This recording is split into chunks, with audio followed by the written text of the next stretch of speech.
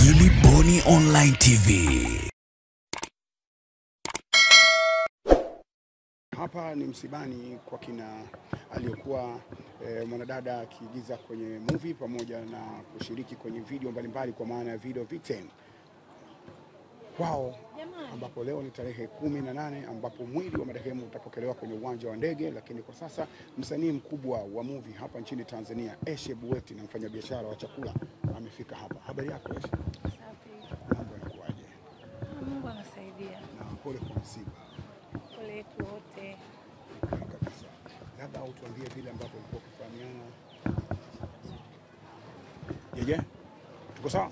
Tuko sawa. Labda utuambie vile ambavyo ulikuwa unafahamiana na marehemu. Sikumfahamu ile kwa undani sana, lakini nilibahatika kukutana naye katika kazi. I think ilikuwa ni movie ya JB, sikumbuki vizuri, lakini pia kuna kipindi alivyougua, kuna grupu ilitengenezwa. Kwa hiyo tukawa tunachanga mule, na mbali na hapo pia mimi binafsi nilikuwa nikimtumia binafsi yeye mwenyewe. Kwa hiyo tumejuana kupitia zaidi, yani ugonjwa wake. Na taarifa yenyewe jinsi ambavyo ulipokea, na labda kama uliongea naye kwa mara ya mwisho kabla ya kifo chake, hebu share na sisi. Mara ya mwisho alinitumia voice note ya kunishukuru, lakini too bad simu sio hii tena. Yes, lakini taarifa ya msiba aliniambia mume wangu, kwa sababu yeye anaumwa sasa hivi. Kwa hiyo kuna muda usiku silali, anapata shida. Kwa sasa inabidi unahangaika, asubuhi ile ndio unapitiwa na kausingizi, nikapitiwa mpaka mchana. Ananiamsha ananiambia, unajua kuna msiba wa nani? Ananiambia yule msichana amefariki. Yupi? Bwana yule amepostiwa sana na Global. Nikamwambia unamwongelea Karina? Mbona nikiangalia, nikashika simu nikaingia kwenye status, nikamwambia mbona kwenye status zangu sioni msiba? Kaambia ni sasa hivi tu nimeona wametangaza Global. Kwa hiyo then baada ya hapo nikamtafuta mama yake mzazi, kwa sababu nimekwambia nilikuwa ninaamini mmoja wa watu ambao nilikuwa namtafutaga private, kwa namba ya mamake pia nilikuwa nayo. Nikamtumia tu mama message, mama pole kwa msiba uko wapi? Akanielekeza mtaa Mvumi, nyumba namba 5, na nimebahatika kuja. Na leo ni siku ya tatu ambayo ni siku ngumu kabisa, ambapo watu walikuwa wanategemea labda ndio wanakwenda kumpokea mwenyewe, lakini leo wanakwenda kupokea mwili wake. Labda neno lako ni lipi dada?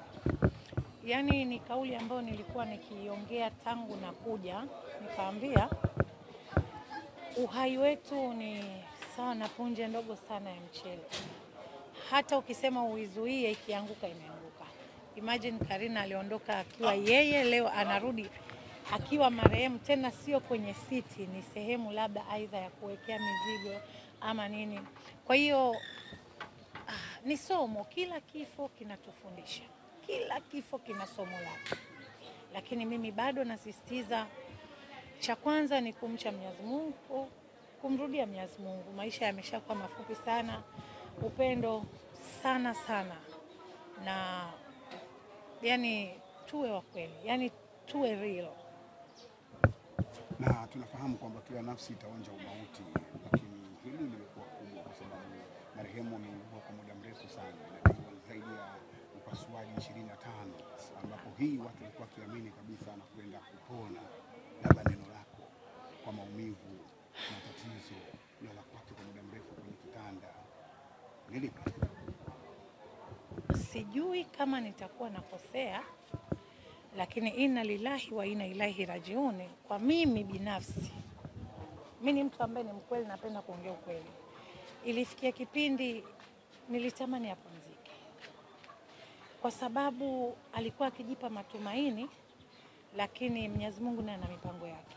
Unajua wewe leo hii ulivyoamka ulikuwa unasema kabisa asubuhi nitaenda mtaa wa Mvumi, nitabeba kamera 5, nitabeba 6, nitamuoji huyu, lakini haukuaidiana na Mungu.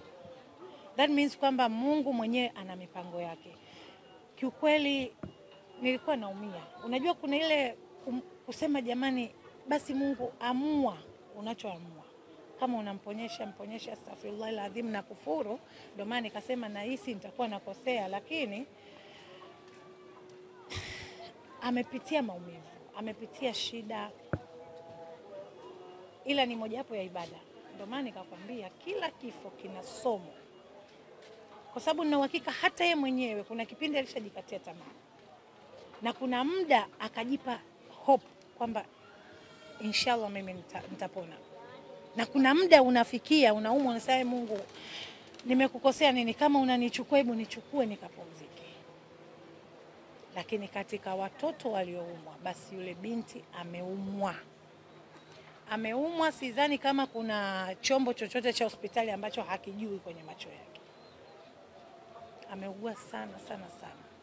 Unazungumziaje wa Tanzania pamoja na serikali yetu ya Mama Samia Suluhu Hassan kwa mchango wake kuhakikisha kwamba wanapambania afya ya marehemu Hawa, lakini Mungu kampenda zaidi? I think kwenye swala la serikali sidhani kama inapambana kwa Karina tu peke yake.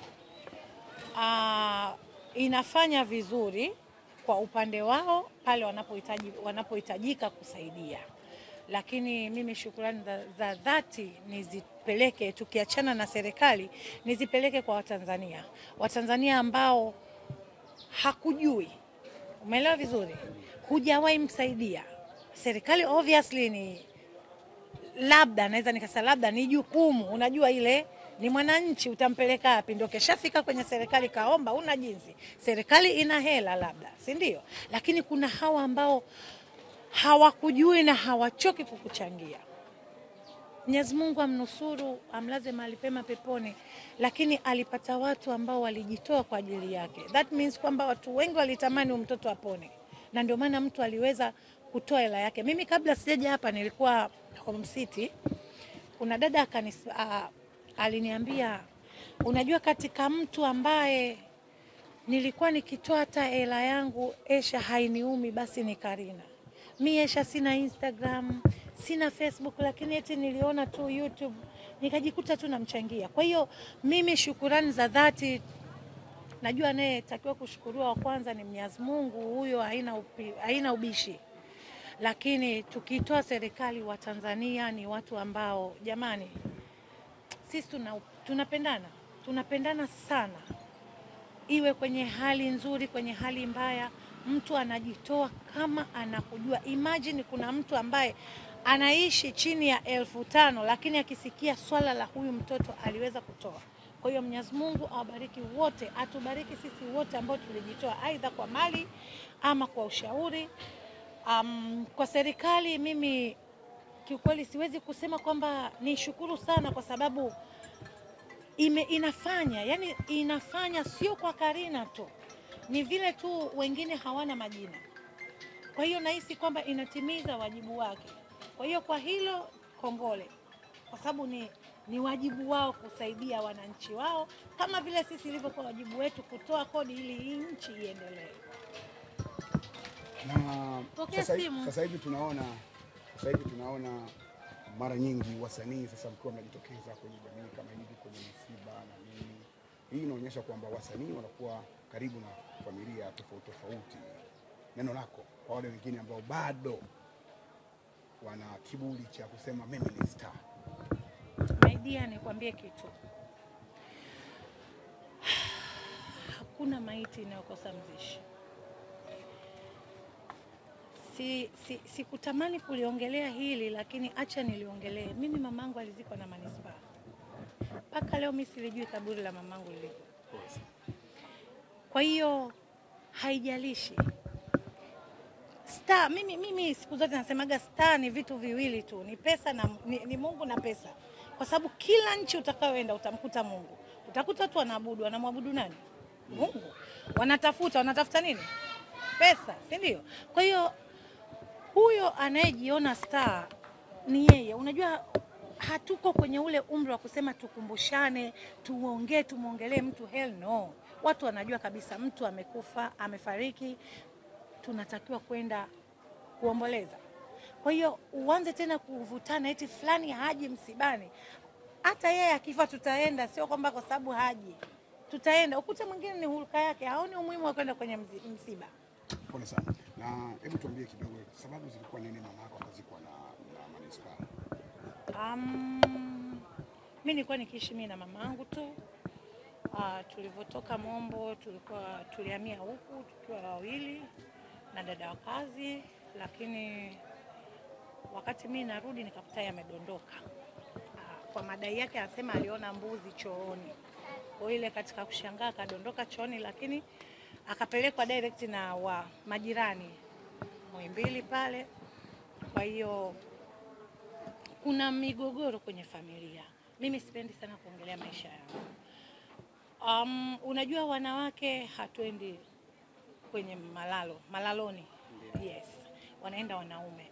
Kwa sasa katika msiba mamangu kuna tafrani zilitokea. Yaani familia mbili zote zilikuwa zinagombania mwili.